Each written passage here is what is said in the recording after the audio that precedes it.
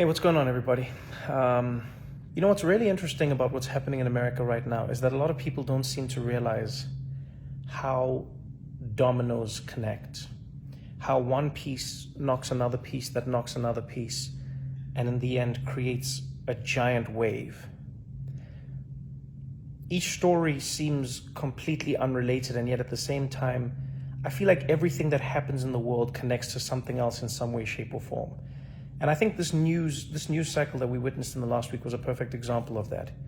Amy Cooper, George Floyd, and the people of Minneapolis. Amy Cooper was, for many people, I think, the catalyst. And by the way, I should mention that all of this is like against the backdrop of coronavirus.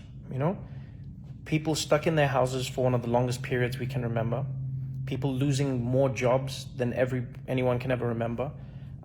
People struggling to make do more than they can ever remember. And I think all of that compounded by the fact that there seems to be no genuine plan from leadership. Like, no one knows what's going to happen. No one knows how long they're supposed to be good, how long they're supposed to stay inside, how long they're supposed to flatten the curve. No one knows any of these things. And so what happens is you have a group of people who are stuck inside. All of us as society, we're stuck inside. And we then start to consume. We see what's happening in the world. And I think Amy Cooper was one of the first moments that one of the first dominoes that we saw get knocked down post-corona for many people. And that was a world where you quickly realize that while everyone is facing the battle against coronavirus, Black people in America are still facing the battle against racism and coronavirus. And the reason I say it's a domino is because think about how many Black Americans just have read and seen the news of how Black people are disproportionately affected by coronavirus. And not because of something inherently inside Black people, but rather because of the lives Black people have lived in America for so long. Coronavirus exposed all of it. And now here you had this woman who, we've all seen the video now, blatantly knew how to use the power of her whiteness to threaten the life of another man and his Blackness. What we saw with her was a really, really powerful, explicit example of an understanding of racism in a structural way. When she looked at that man, when she looked at Cooper and she said to him, I'm going to call 911 and I'm going to tell them there's an African-American man threatening my life. She knew how powerful that was. And that in itself is telling. It tells you how she perceives the police. It tells you how she perceives her perception or her relationship with the police as a white woman. It shows you how she perceives a Black man's relationship with the police and the police's relationship with him. It was powerful. Because so many people act like they don't know what Black Americans are talking about when they say it, and yet Amy Cooper had a distinct understanding. She was like, "Oh, I know that you're afraid of interacting with the police because there is a presumption of your guilt because of your Blackness. I know that as a white woman, I can weaponize this tool against you. And I know that by the time we've sifted through who was right or wrong, there's a good chance that you will have lost in some way, shape, or form." And so for me, that was the first domino. And so now you're living in a world where so many people are watching this video. So many people are being triggered because in many ways it was like a gotcha. It was like the curtain had been pulled back. Aha. So you do this, because it's always been spoken about, but this was it was powerful to see it being used. And I think a lot of people were triggered by that. A lot of people were like, damn, we knew it was real, but this is like real, I think a lot of people also angry that some of the outrage that came to her was because of her dog. And I mean, I get it, but it was, a lot of people felt like it would have been great if the dog shelters had the same, I guess, power or Or if police departments were run by the people who run dog shelters, because they seem to act like this. They didn't waste time. They were like, nope, we'd like our dog back, lady. Which I'm going to be honest, I think that was a hell of a punishment. Her job is one thing, taking a white lady's dog. That was a nice dog. And so that was the first domino, you know? It was the first domino where I felt like you could feel something stirring. And all of this, again, is in the backdrop. It's coronavirus has happened. The numbers have come out. You know, the story of Ahmaud Arbery in Georgia, that story has come out. All of these things are happening. And then the video of George Floyd comes out. And I don't know what made that video more painful for people to watch. The fact that that man was having his life taken in front of our eyes, the fact that we're watching someone being murdered by someone whose job is to protect and serve, or the fact that he seemed so calm doing it, you know?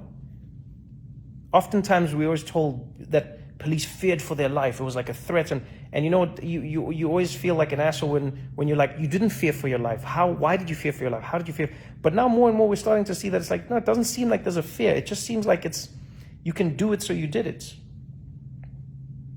There was a black man on the ground in handcuffs, and you could take his life, so you did. Almost knowing that there would be no ramifications. And then again, everyone on the internet has to watch this. Everyone sees it. It floods our timelines as people. And I think one ray of sunshine for me in that moment was seeing how many people instantly condemned what they saw.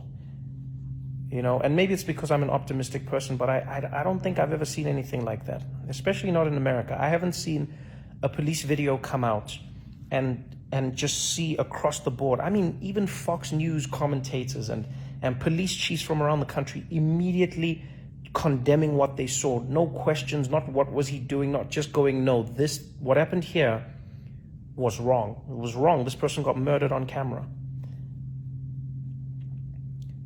And then the police were fired. Great. But I think what people take for granted is how much for so many people that feels like nothing, you know? How many of us as human beings can take the life of another human being and then have firing be the worst thing that happens to us? And yes, we don't know where the case will go, don't get me wrong, but it feels like there is no moment of justice. There is no, you know, if you're watching a movie, you'd at least want the cops, you'd want to see the perpetrators in handcuffs. You'd want to see the perpetrators facing some sort of justice. Yes, they might come out on bail, etc., but I think there's a lot of catharsis that comes with seeing that justice being doled out. When the riots happened, that for me was an interesting culmination of everything. I saw so many people online saying, these riots are disgusting. This is not how a society should be run. You do not loot and you do not burn and this is not how our society is built. And that actually triggered something in me where I was like, man, okay, society. But what is society? And fundamentally, when you boil it down, society is a contract. It's a contract that we sign as human beings amongst each other. We sign a contract with each other as people, whether it's spoken or unspoken, and we say, amongst this group of us, we agree in common rules, common ideals, and common practices that are going to define us as a group. That's what I think a society is. It's a contract. And as with most contracts, the contract is only as strong as the people who are abiding by it. But if you think of being a black person in America who is living in Minneapolis or Minnesota or any place where you're not having a good time, ask yourself this question when you watch those people. What vested interest do they have in maintaining the contract? Why don't we all loot? Why doesn't everybody take? Because we've agreed on things. There are so many people who are starving out there. There's so many people who don't have. There are people who are destitute. There are people who, when the virus hit and they don't have a second paycheck, already broke, which is insane, but that's the reality. But still, think about how many people who don't have, the have-nots, say, you know what, I'm still going to play by the rules even though I have nothing, because I still wish for this society to work and exist. And then some members of that society, namely Black American people, watch time and time again how the contract that they have signed with society is not being honored by the society that has forced them to sign it with them. When you watch Ahmaud Arbery being shot and you hear that those men have been released, and were it not for the video and the outrage, those people would be living their lives, what part of the contract is that in society? When you see George Floyd on the ground and you see a man losing his life in a way that no person should ever have to lose their life, at the hands of someone who's supposed to enforce the law, what part of the contract is that? And a lot of people say, well, what good does this do? Yeah, but what good doesn't it do? That's the question people don't ask the other way around. What good does it do to loot Target? How does it help you to loot Target? Yeah, but how does it help you to not loot Target? Answer that question. Because the only reason you didn't loot Target before was because you were upholding society's contract. There is no contract if law and people in power don't uphold their end of it. And that's the thing I think people don't understand sometimes, is that we need people at the top to be the most accountable, because they are the ones who are basically setting the tone and the tenor for everything that we do in society. It's the same way we tell parents to set an example for their kids, the same way we tell captains or coaches to set an example for their players, the same way you tell teachers to set an example for their students. The reason we do that is because we understand in society that if you lead by example, there is a good chance that people will follow that example that you have set. And so if the example law enforcement is setting is that they do not adhere to the laws, then why should the citizens of that society adhere to the laws when in fact the law enforcers themselves don't?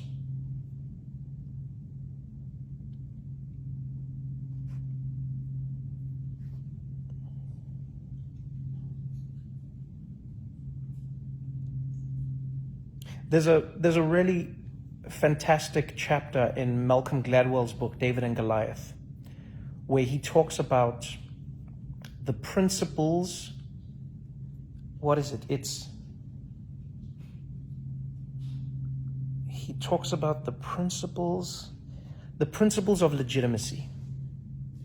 And he says, in order for us to argue that any society or any legal body or any power is legitimate, we have to agree on core principles. And those three principles, if I remember correctly, is number one, we have to agree on what the principles are.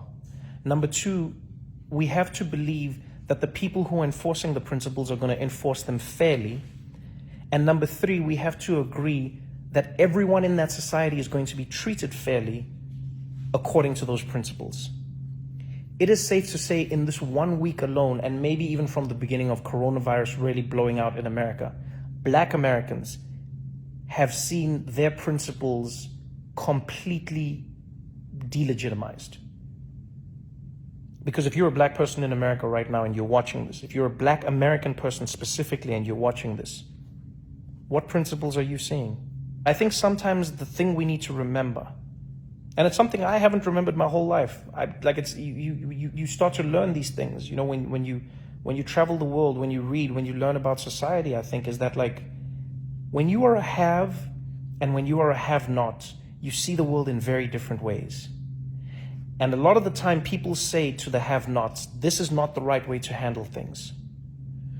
When Colin Kaepernick kneels, they say this is not the right way to protest. When Martin Luther King had children as part of his protests in Birmingham, Alabama, people said having children as your protest is not the right way to do things. When he marched in Selma, people said this is not the right way to do things.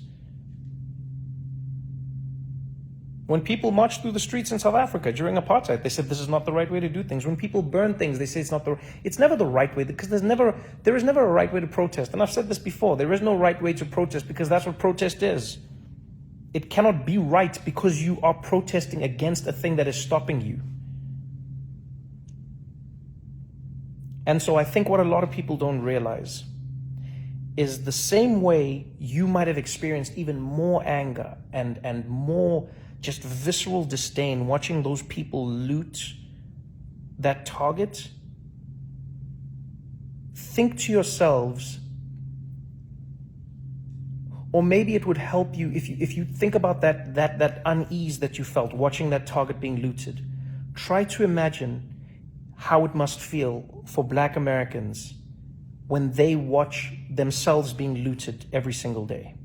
Because that's fundamentally what's happening in America. Police in America are looting Black bodies. And I know someone might think that's an extreme phrase, but it's not, because here's the thing I think a lot of people don't realize. George Floyd died. That is part of the reason the story became so big, is because he died. But how many George Floyds are there that don't die? How many men are having knees put on their necks? How many Sandra Blands are out there being tossed around? It doesn't make the news because it's not grim enough. It doesn't even get us enough anymore. It's only the deaths, the gruesome deaths that stick out. But imagine to yourself, if you grew up in a community where every day someone had their knee on your neck, where every day somebody was out there oppressing you every single day. You tell me what that does to you as a society, as a community, as a group of people. And when you know that this is happening because of the color of your skin, not because the people are saying it's happening because of the color of your skin, but rather because it is only happening to you and you're the only people who have that skin color.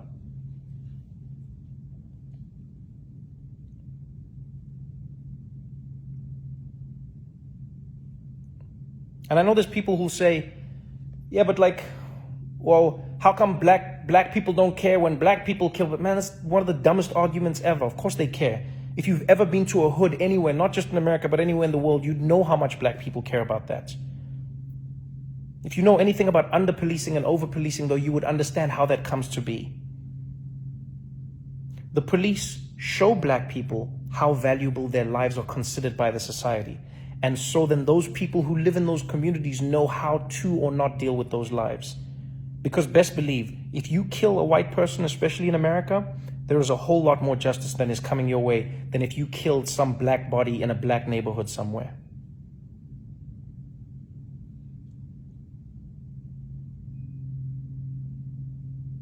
And so to anyone who watched that video, don't ask yourself if it's right or wrong to loot, or don't ask yourself, wow, what does looting help? No. Ask yourself that question. Ask yourself why it got you that much more watching these people loot, because they were destroying the contract that you thought they had signed with your society. And now think to yourself, imagine if you were them watching that contract being ripped up every single day. Ask yourself how you'd feel.